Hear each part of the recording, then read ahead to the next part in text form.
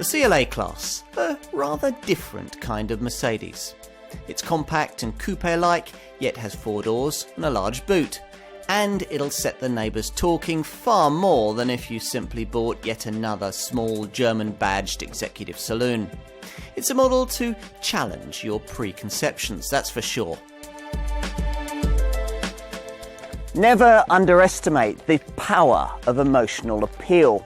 It's bought us cars like this one, the Mercedes CLA class, an effortlessly stylish compact saloon that brings a fashionable feel to the Stuttgart brand's growing family of smaller models. To fully understand it, you need to be familiar with the so-called 4-door coupe concept. Pioneered by Mercedes back in 2004 with their CLS class model, the first example of this kind of car, and a trendier alternative to their similarly sized but much more conventional E-Class saloon. The CLS was a huge success, to the point where it seemed only a matter of time before this prestigious German brand extended the concept to offer the same kind of car as an alternative to its smaller, more affordable C-Class saloon. In fact, it took until the spring of 2013 for them to do just that and launch this CLA class model. By then, the whole idea of the same brand offering the same kind of car in both standard and stylised lifestyle guises was well established right across the market. It's why Fiat offers city car buyers an ordinary Panda and a trendy 500. Why Citroën treats super mini folk to the dull C3 and the fun DS3. Why Land Rover will bring you the boxy Freelander and the stylish Range Rover Evoque. And why Volkswagen copied Mercedes CLS to bring us a swoopy CC version of its conventional Passat. You get the idea.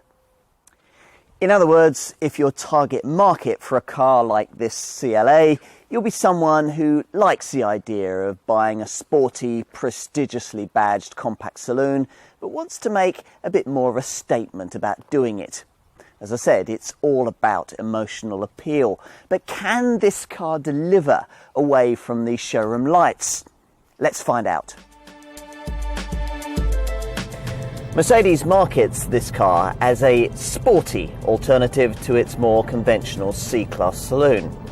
On one hand, the CLA's sporty styling leads you to expect that. On the other, a front rather than rear-driven chassis and the lack of optional V6 power makes it a tad surprising. But sportiness is something that Stuttgart has clearly decided that all its modern compact models must have, whatever the end user might want. It's why the A-Class hatch this car is based upon has one of the firmest rides in its segment, even when fitted with comfort spec suspension. And it's why you should approach a drive in this model expecting a pretty taut setup over the bumps. Which is what you get, though actually it's rather better than I thought it would be. Though this car shares its chassis, steering and braking architecture with Mercedes A and B class models, it does get its own suspension setup with various changes made to improve comfort and make it a bit less crashy over poorer surfaces. These tweaks are reasonably effective if you go for the standard comfort spec setup, which confusingly is standard spec for the entry-level sport model. But it all gets very firm indeed if you choose a top AMG Sport variant, like the one I have here, where everything's lowered and the springs are 30% stiffer. Not ideal for most British roads. Make sure that you can live with this before being tempted in by the AMG Sport trim level's more dynamic look. The payoff for all this, though, comes when you start to throw the thing about. The brakes are great, the gear change, the manual gear change is accurate, and the driving position is spot on. But what you really remember after a spirited drive isn't any of that. No, what sticks in your mind is the way that you can really lean on this car as you enter a corner, confident in the knowledge that there'll be grip and turning of quite astonishing tenaciousness and body control that's unsurpassed by anything else in the class. The torque vectoring that's built into the stability control system helps here, seamlessly applying slight brake pressure to the outside rear wheel during tight cornering to help get the power down where it's needed through the bends. The whole package would be probably better still if the electromechanical direct steering system, supposed to weight up as you get faster, was slightly more feelsome.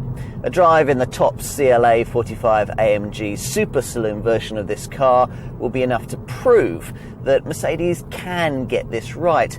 Maybe one day it will. The fire-breathing CLA 45 AMG model with its 360 brake horsepower turbo petrol 2-litre and four-wheel drive layout is certainly quite a car, storming to 62 miles an hour in just 4.6 seconds and sitting at the top of a model lineup fueled inevitably by more conventional powertrains, all borrowed from A and B class models. These include an entry-level 1.8-litre 136 brake horsepower CLA 200 Cdi Diesel and a pokey 2-litre 211 brake horsepower CLA 250 petrol model, the latter offered with and without 4MATIC four-wheel drive. Here, though, we're going to focus on the two mainstream engines that this car was launched with. First up is the 122 brake horsepower 1.6-litre petrol turbo that's mated to a 6-speed manual gearbox in the CLA 180, a willing unit that gets to 62 miles an hour in 9.3 seconds en route to 130 miles an hour. If funds permit, though, you'll probably prefer the CLA 220 Cdi Diesel variant that I'm trying here. This gets a 170 brake horsepower 2.1-litre unit with nearly twice as much pulling power, so you're treated to a lot more get up and go from low revs, with 62 miles an hour from rest taking 8.2 seconds on the way to 143 miles an hour.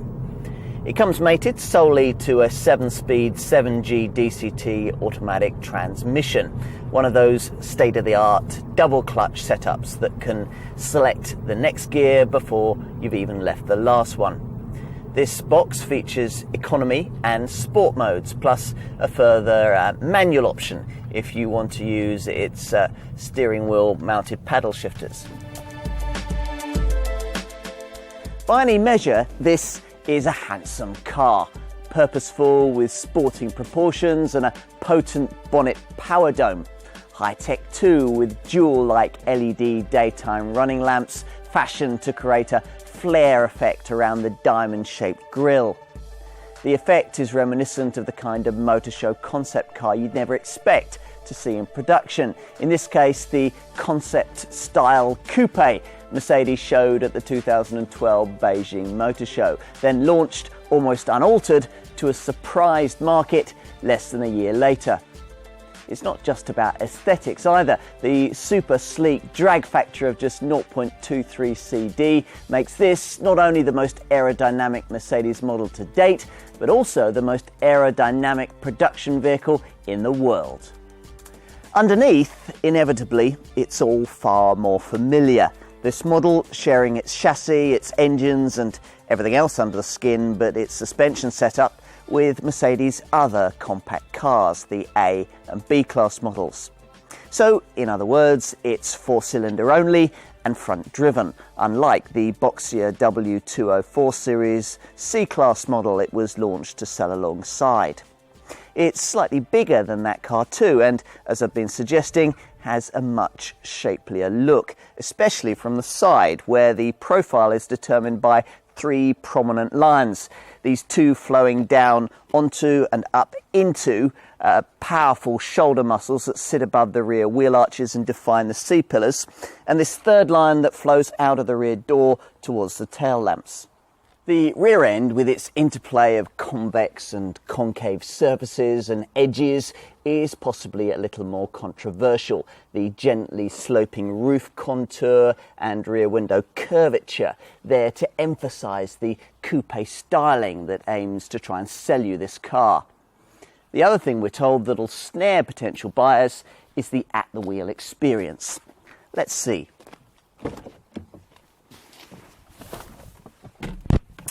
The cabin's virtually identical to that of an A-Class, which these days is a very good thing indeed.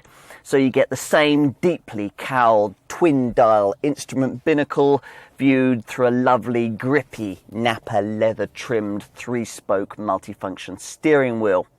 There are the same 5 chrome-trimmed SLS supercar-style air vents decorating the dash, and you get the same iPad-style 5.8-inch freestanding infotainment screen stuck in the middle of it, controlled by a little rotary dial positioned down here where the handbrake would normally be if it hadn't been replaced by one of those fiddly electronic ones with a switch hidden away beneath the dash. The materials used don't quite have the same rich, hewn from granite feel that you get in an Audi, but the finished effect is a step up from anything that BMW offers at this level, and build quality from the Hungarian factory is faultless. Overall, I'd say that this is probably the most interesting cabin in the class. A smart effort with plenty of showroom feel-good factor. Not quite so impressive is the way that the wide pillars, the high waistline and the shallow rear screen of this stylised design contrive to rob you of both side and rearward visibility. It's something Mercedes is clearly well aware of, hence the decision to equip this car as standard with an active park assist system that steers you into tight spaces. Now that's fine to stand in the gap for you during low-speed manoeuvring, but if this was my car, I'd also want the extra cost blind spot assist and lane keeping assist features to keep an extra eye out for me at speed too. As for back seat accommodation, well, any car that describes itself as a 4-door coupe clearly isn't going to have this as a top priority. Fashion is the keynote here, which is why you're provided with these lovely frameless doors, just like a pricey CLS class model. You've to negotiate around the plunging roofline though to get yourself inside. Once you have, it's a little surprising to find that despite this car being 40mm longer than a W204 generation Mercedes C-Class, it offers significantly less space for rearward passengers. There are 2 issues really. First, it'll be much more of a squash to fit a third person in the middle here. And second, that the sloping roof will restrict headroom for taller people. Ordinary folk like me and older kids will be okay though. Ultimately, I don't think it'll be a deal breaker for many buyers, particularly as boot room is so spacious.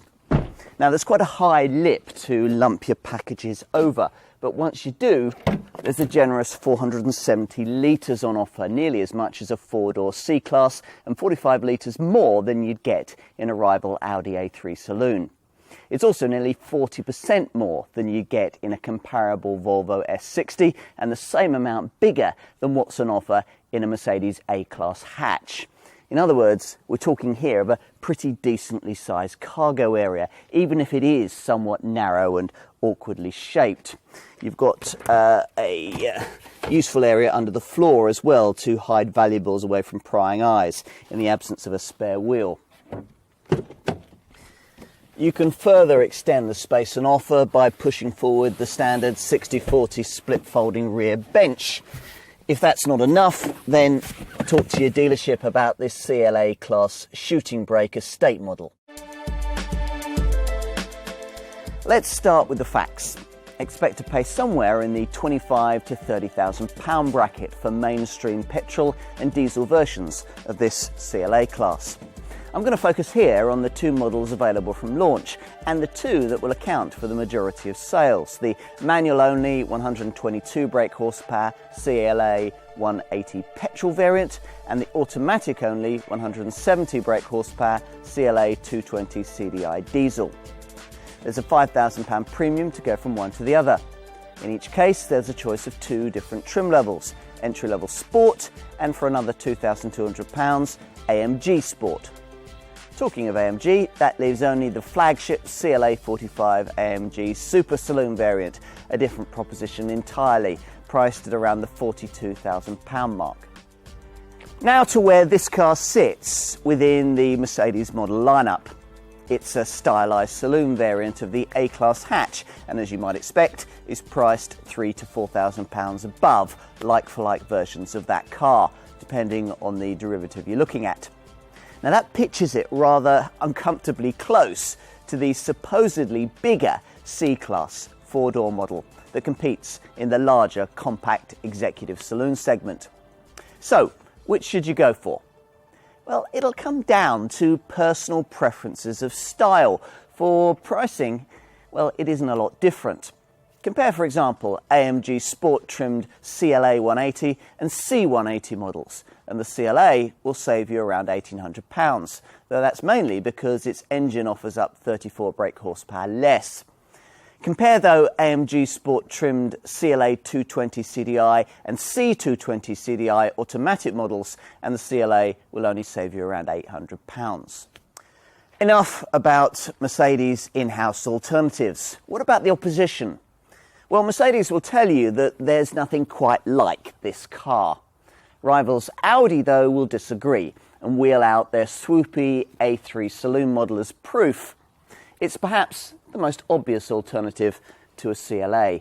And sure enough, an A3 1.4 TFSI petrol model will cost you almost exactly the same amount as a directly comparable CLA 180. Diesel to diesel comparisons aren't quite as easy. An A3 2-litre TDI 150 is priced significantly below a rival CLA 220 CDI, but at launch didn't offer an auto gearbox option. Then there are differences in power, equipment and style to take into account. And the other obvious rival to this Mercedes?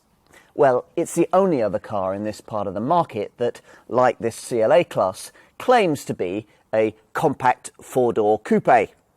I'm talking of Volkswagen's CC, the model that really got to this concept first.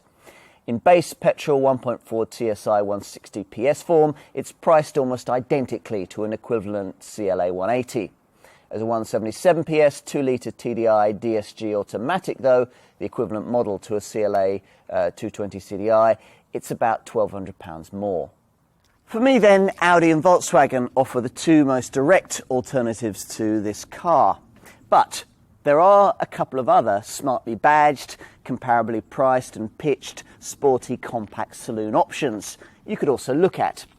Let's start with BMW, who at the time of this model's launch didn't make the car that would most closely compete with this CLA, a saloon alternative of their 1 Series. But they can offer you comparably engined versions of their slightly larger 3 Series saloon at prices able to undercut an equivalent CLA, though not by very much. A comparably performing 316i gets within a few £100 of a CLA 180, while a comparably performing 318D automatic is also priced pretty closely to a CLA 220 CDI. That only leaves my final suggestion, Volvo's S60, another good-looking little saloon with curvaceous rear-end styling. Like the 3 Series, you might think it would be a slightly bigger car than this Mercedes. But actually, the differences really don't amount to very much in terms of size. In fact, the S60's boot is about 25% smaller. The petrol-powered 150 brake horsepower T3 version of this Volvo is the car you compare against a CLA 180.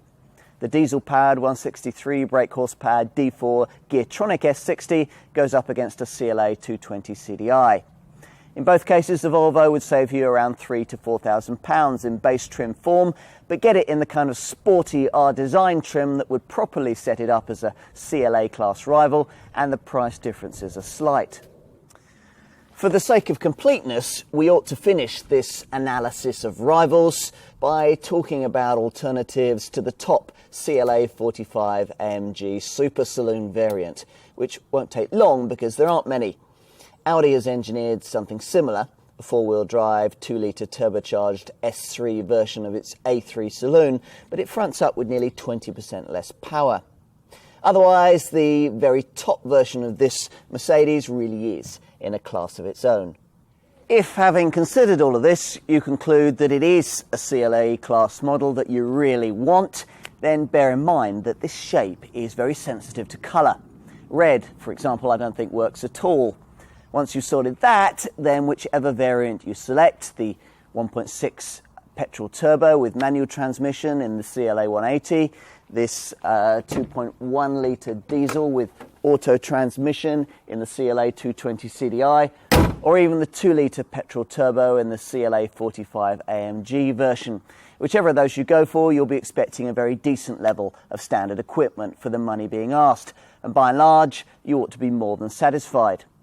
On sport models, the standard kit tally includes 18-inch alloy wheels, auto headlamps, heated power mirrors, air conditioning, a Napa leather-trimmed multi-function steering wheel, sports seats, a trip computer, hill start assist on manual models to stop you from drifting backwards on uphill junctions, and a decent quality 6-speaker audio system with a 5.8-inch tablet-style display screen, aux-in and USB points, and Bluetooth compatibility for your phone.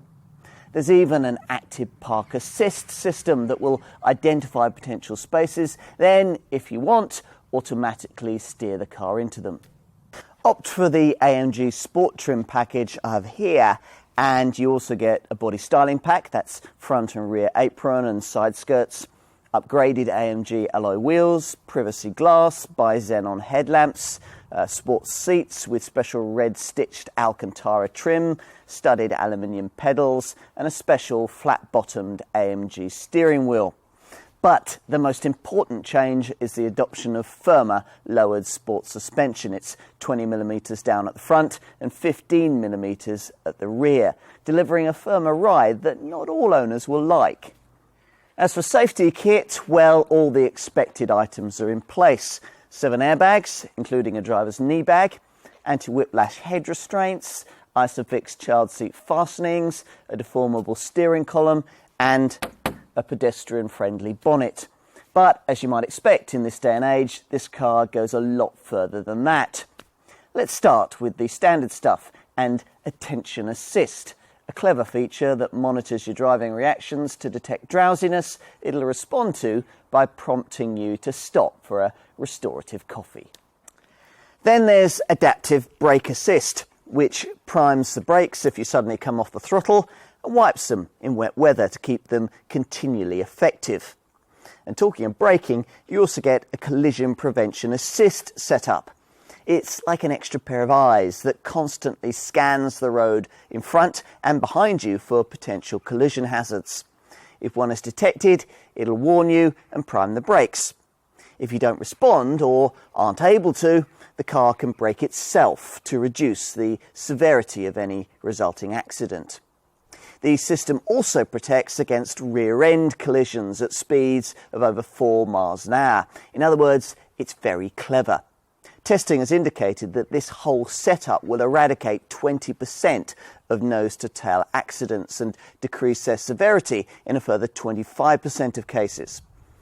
At higher speeds, collision prevention assist is at its most effective when combined with the extra cost radar-based adaptive cruise control system Distronic Plus, there to keep you a constantly safe distance in front of and behind other cars in highway traffic.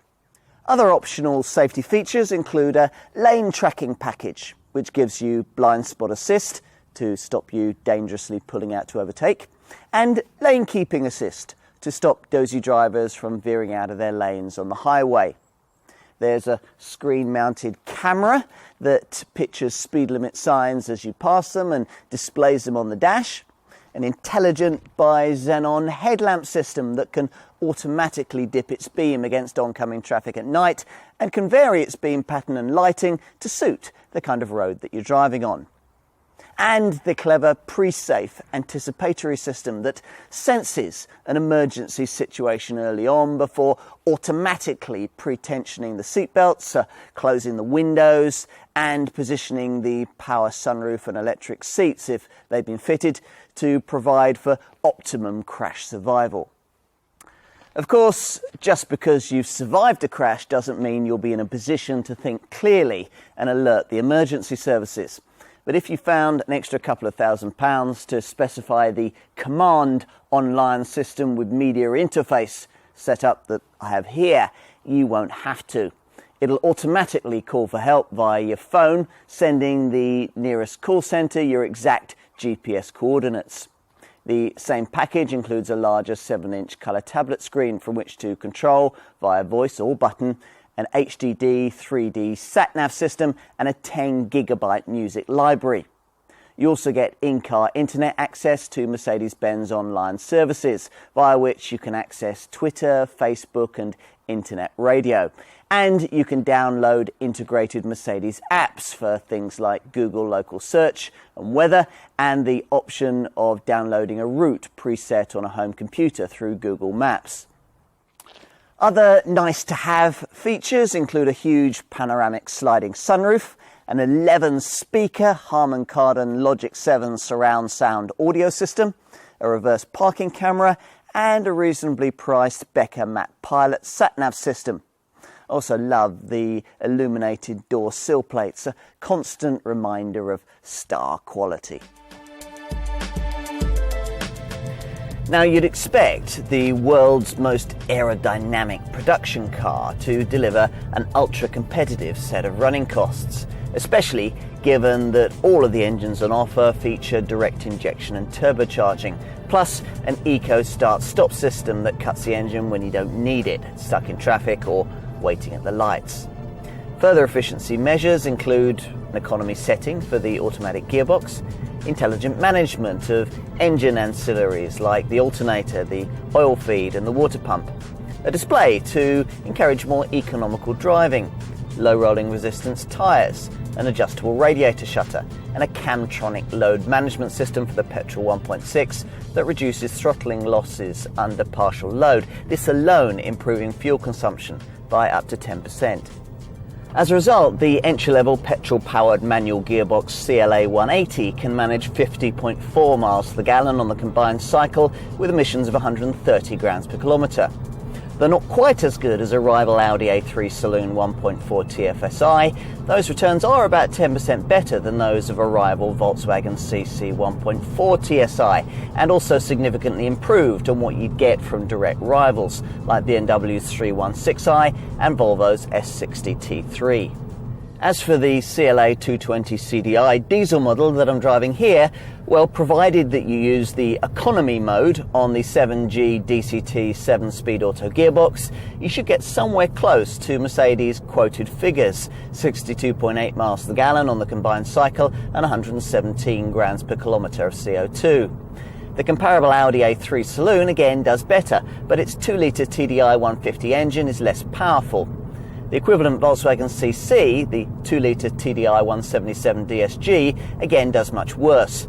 And otherwise, you're looking at pretty much an identical set of returns to those you'd get from automatic transmission versions of direct rivals like BMW's 318D and Volvo's S60 D4. Also based around an automatic gearbox is the 211 brake horsepower petrol CLA 250 variant, which manages 46.3 miles per gallon on the combined cycle and 142 grams per kilometre of CO2. That only leaves the top turbo petrol-powered CLA 45 AMG Super Saloon version, which does pretty well given its four-wheel drive and the 360 braked horses nestling beneath the bonnet. 40.9 miles to the gallon on the combined cycle and 161 grams per kilometre of CO2. What else? Well, both CLA 180 petrol and CLA 220 Cdi diesel variants post a BIK company car taxation rate of just 18%, and residuals will be strong providing you don't go mad on the options list. The car I'm driving here has had its price vastly inflated by extras that won't add a huge amount to its value when resale time comes. As you'd expect, the Mercedes Aftercare package is comprehensive, with a 3-year unlimited mileage warranty and a service care package that spreads the cost of routine servicing, guaranteeing the price of parts and labour for up to 4 services and covering the cost of all recommended service items such as brake fluids, spark plugs, air filters, fuel filters and screen wash. Insurance groupings for the 2 mainstream models are 24 for the CLA 180 and 28 for the CLA 220 Cdi. If you're in the market for a compact, prestigiously badged saloon and like the look of this one, then nothing I'm going to say here is likely to dissuade you away from CLA class motoring. Unlike Mercedes, I think this car does have some direct rivals, but I'd agree that there is quite a lot that's unique about the way that it looks. This design really is a breath of fresh air in what had become rather a staid market sector.